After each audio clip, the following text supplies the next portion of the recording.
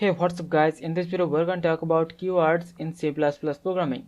Keywords are predefined reserved words that has special meaning to the compiler. And the keywords can't be used as variable name or constant name. And most importantly, because C++ is a case sensitive language, so all the keywords must be written in lowercase letters. Now let's talk about the 32 reserved keywords that are common in both C and C++ language.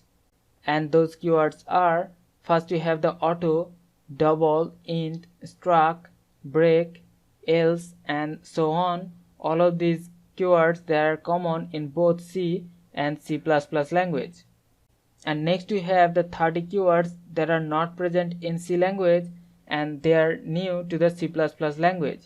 And they are like operator, this, delete, new, inline, namespace, friend, public, and so many of these keywords that are new to the C++ language.